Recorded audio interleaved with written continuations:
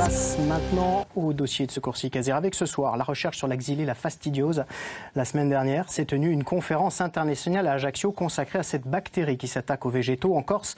Elle est présente depuis fort longtemps mais semble se limiter à certaines plantes. Les scientifiques trouveront-ils les moyens d'éviter sa propagation et de lutter contre elle?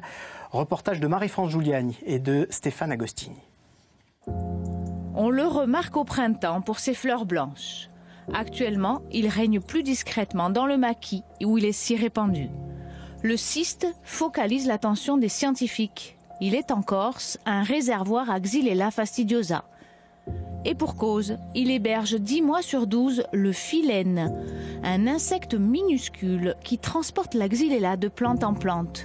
Un vecteur de l'infection très fréquent mais presque invisible. Ce qu'on sait, c'est qu'il est cantonné au cyste.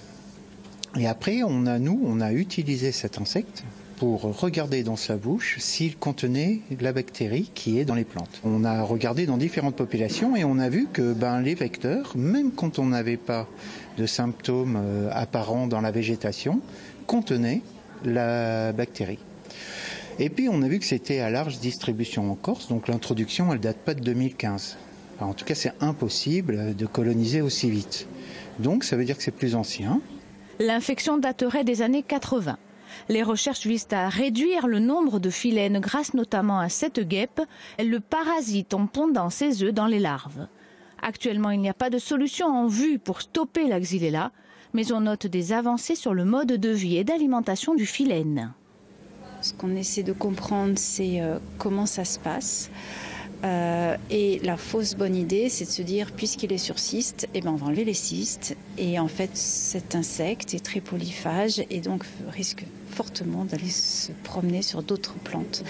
Donc on n'est pas du tout à trouver des moyens de contrôle et de gestion concrètement sur le terrain. Éviter que la Xylella, la tueuse des oliviers, ne se propage du maquis vers les cultures, les vergers et les forêts, c'est l'optique. Mais l'espoir est très mince. Alors les oléiculteurs corses envisagent de nouvelles plantations avec des variétés endémiques qui toléreraient la Xylella et produiraient encore des olives, comme par exemple la Sabine. Le syndicat des oléiculteurs finance des recherches spécifiques sur les variétés insulaires. Une mauvaise nouvelle, c'est qu'effectivement la variété Zinza, qui est endémique dans l'extrême sud de la Corse en particulier, se révèle particulièrement sensible à la bactérie.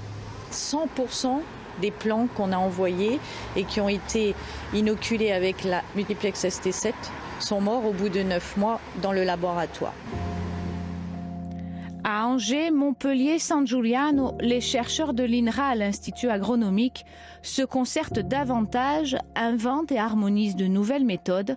4 ans après la déclaration de la maladie à Propriano, la science commence à apporter des éléments de réponse.